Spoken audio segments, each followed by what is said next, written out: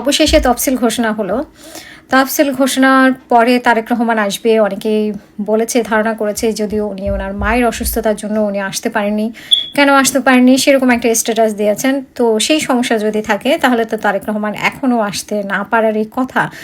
এবং আসলে ওনার কাছে কোনো ডকুমেন্ট আছে কিনা, ডাবল পাস আছে কিনা বাংলাদেশের, আর ওনাকে পাঠাবে বলেছিল বাংলাদেশ সরকার, কিন্তু পাঠিয়েছে কিনা, নাকি উনি আসলে তফসিল ঘোষণার পরেও নির্বাচন পর্যন্ত এখানেই থাকবেন, আর নির্বাচিত হওয়ার পরে উনি যাবেন কিনা।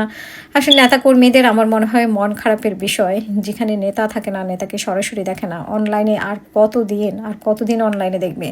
অনলাইনে দেখে দেখে আমার মনে হয় নেতাকে টায়ার্ড হয়ে গেছে। আর এই জন্যই কি প্রবাসী ভোটার অধিকারকে নিশ্চিত করা হয়েছে কিনা, উনি প্রবাস থেকে ভোট দিবেন এমনটা মনে হয়।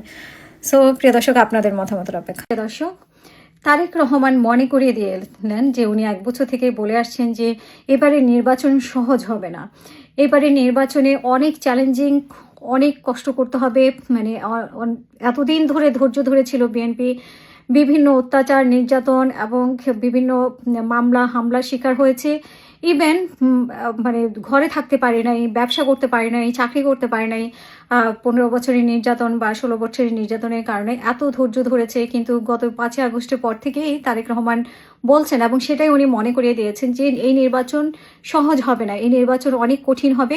সুতরাং তিনি আবারও মনে করিয়ে দিচ্ছেন যে এই নির্বাচন সহজ হবে না। এই নির্বাচনে আপনাদেরকে চোখ কান খোলা রাখতে হবে এবং নিজেদের এলাকায় গিয়ে কাজ করতে হবে।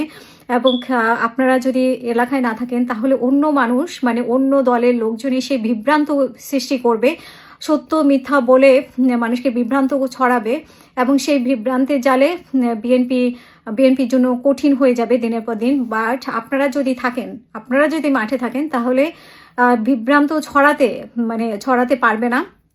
আপনারা সেটা মোকাবেলা করতে পারবেন এবং আপনারাও বুঝাতে পারবেন কোনটা সত্য কোনটা মিথ্যা। মাঠে থেকেই মানুষের পাশে দাঁড়িয়ে মানুষকে বোঝাতে পারবেন। এবং বিএনপিকে ক্ষমতায় আনতে গেলে আপনাদেরকে অনেক কষ্ট করতে হবে, ভোট যুদ্ধে নামতে হবে। এবং অন্য পার্টির সাথে যে আসলে জামাতকে বিএনপি ভয় পাচ্ছে কিনা সেটা একটি বিষয়। যে জামাতের আমরা শুনে যে জামাত কৌশলে খেলে, সে কৌশলের কাছে বিএনপি হেরে যাবে এরকম কোনো মনে করছে কিনা, যদিও এটা অনেকেই মনে করে থাকে জামাতের যে কৌশল, সেই কৌশলের সাথে বিএনপি টিকে থাকবে কিনা। আবার বিএনপির মধ্যে যে বিভক্তি, মানে বিএনপির উঁচু নেতাদের মধ্যে, মানে বড় নেতাদের মধ্যে যে বিভক্তি, এবং তারেক রহমানের সাথে নেতাদের দূরত্ব, তারেক রহমান দেশের বাইরে থাকে, এইরকম একটি পরিস্থিতিতে বিএনপি যত বড় দলই হোক না কেন, বিএনপির জন্য সামনে অনেক বড় চ্যালেঞ্জ অপেক্ষা করছে। সেই চ্যালেঞ্জে এটা হয়তো তারেক রহমান বুঝতে পারছেন এবং বোঝানোর চেষ্টা করছেন। এই জন্যই উনি বলছেন যে যারা ধানের শীষে প্রার্থী দিয়েছেন তাদেরকে ব্যক্তি হিসাবে আপনাদের পছন্দ না হলেও আপনারা তাদের পক্ষে কাজ করেন, কারণ আপনারা ধানের শীষের জন্য কাজ করবেন, আপনারা দলের জন্য কাজ করবেন, এটাই তিনি বোঝানোর চেষ্টা করছেন। যদিও আসলে আমরা বিদ্রোহী গ্রুপ দেখতে পাচ্ছি, কারণ সব জায়গায় আমরা দেখেছি ত্যাগী নেতা আছে, সেই ত্যাগী নেতাদেরকে অনেক ক্ষেত্রে প্রার্থীরা ঘোষণা করা হয়নি, সেখানে একটা মানবাধিকারের কাজ চলছে। আর যাদেরকে ঘোষণা করা হয়েছে তাদের পক্ষে ওনারা কাজ করবে কিনা সেরকম একটি চ্যালেঞ্জিং মুহূর্তে বিরাজ করছে বিএনপির মধ্যে।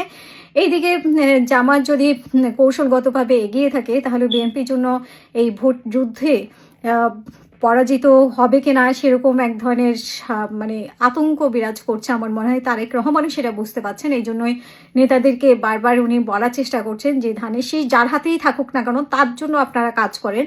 কিন্তু নেতাকর্মীরা কতটুকু এটা শুনবে সেটা নেতাকর্মীদের বিষয়। আবার মির্জা ফখরুল ইসলাম আলমগীর বলছেন যে যেদিন বাংলাদেশে তারেক রহমান আসবেন সেদিন আসলে কেঁপে উঠবে বাংলাদেশ। তো সেই কাঁপানো পরিস্থিতি মানুষ দেখতেই চায়, মানুষ তারেক রহমানকে আসলে বাংলাদেশে দেখতে চায়।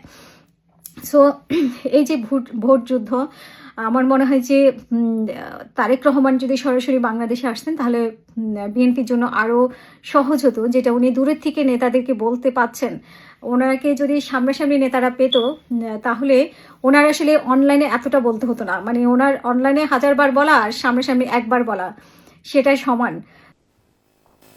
বিগত যে স্বৈরাচারের বিরুদ্ধে আমরা আন্দোলন করেছি, এখানে কয়েকজন নেতা, আমি যখন কানেক্টেড হই আমি ক্যামেরাটা ওপেন করিনি, বাট আমি দেখছিলাম, আমি আরেকটা মিটিংয়ের মধ্যে ছিলাম, আমি দেখছিলাম এবং কানেও আসছিল, অনেকে বলছেন, বিভিন্ন জায়গার কথা বলছেন যে আপনাদের এই উন্নয়ন হয়নি, অমুক উন্নয়ন হয়নি, রাস্তাঘাট হয়নি, স্কুল কলেজের সমস্যা, বেকারদের সমস্যা, বিভিন্ন কথা বলেছেন। আবার নেতাকর্মীদের জেল জুলুমের সমস্যা, কেস কাচারির সমস্যা। ইয়েস, কথাগুলো সত্য। তবে আজকে আমরা এখানে এসেছি, আপনাদের সাথে আলোচনা করছি, আপনাদের সামনে তুলে ধরতে চাইছি, আপনাদের সামনে পরিষ্কার করতে চাইছি কি যে আমরা দেশের জন্য কি কি করতে চাই। আমরা যদি শুধু আমাদের নিজেদের মধ্যে সীমাবদ্ধ থাকি তাহলে তো আমরা সংকুচিত হয়ে যাব। আমাদের কাজ হচ্ছে দেশের 20 কোটি মানুষকে নিয়ে, আমাদের কাজের পরিধি হচ্ছে দেশের 20 কোটি মানুষ। আমাদেরকে সেই জন্যই আমাদের বহু নেতাকর্মী গুম হয়েছে, খুন হয়েছে। দেখুন, আমি যদি কিছু মনে করবেন না, আমি উদাহরণটা দিচ্ছি বোঝানোর জন্য। আমি কিন্তু আপনাদের সামনে আমি আজকে বলতে পারতাম যে আমার মা, আমাদের সকলের নেত্রী দেশনেত্রী খালেদা জিয়ার শারীরিক কী অবস্থা, বা এটা বলে আমি আমার নিজের কষ্টের কথাই বলতে পারতাম আপনাদের কাছে। আমি কিন্তু সেটা আপনাদের সামনে তুলে ধরছি না। আপনাকে একটা জিনিস বুঝতে হবে, আপনি বলতে প্রত্যেককে আমি আপনাদেরকে বোঝাচ্ছি, আমরা রাজনীতি করছি দেশের জন্য, দেশের মানুষের জন্য। আমরা যদি সারাক্ষণ আমাদের নিজের কষ্টের কথা বলতে পারি তো জনগণ কার কাছে যাবে? জনগণ কার কাছে গিয়ে তার কষ্টের কথা বলবে? জনগণ তো আপনার কাছেই যাবে তাদের কষ্টের কথা বলতে, তাদের দুর্দশার কথা বলতে। কাজে নেতৃবৃন্দ, আমাদেরকে এখন ওরকম একটি জায়গায় আসতে হবে। আমাদেরকে জনগণের প্রতিনিধিত্ব করতে হবে। জনগণ যাতে আস্থা রাখতে পারে আমাদের উপরে, আমাদেরকে সেভাবে নিজেদেরকে গড়ে তুলতে হবে। গতকাল আমি একটি কথা বলেছিলাম, এই কর্মসূচিটি আজকে যা হয়েছে, এই কর্মসূচিটি আজকে পঞ্চম দিন। গত 4 দিন ধরে চলেছে, আজকে পঞ্চম দিন। গতকালকে একটি কথা আমি বলেছিলাম, এই কথাটি আমি আমার অনুভূতি থেকে বলেছিলাম সহকর্মীবৃন্দ। হ্যাঁ, রাজনীতিতে বিভিন্ন রকমের তর্ক বিতর্ক ডিবেট থাকবেই, তর্ক বিতর্ক ডিবেট থাকবেই।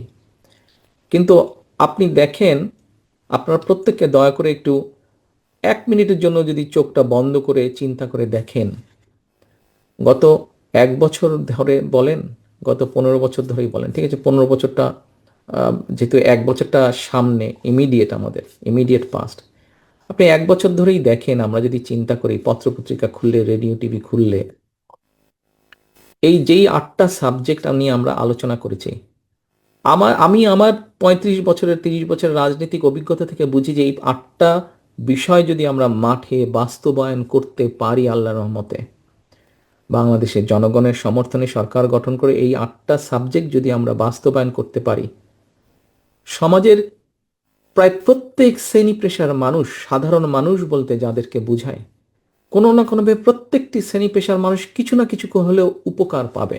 আপনারা কি মনে করেন কথাটি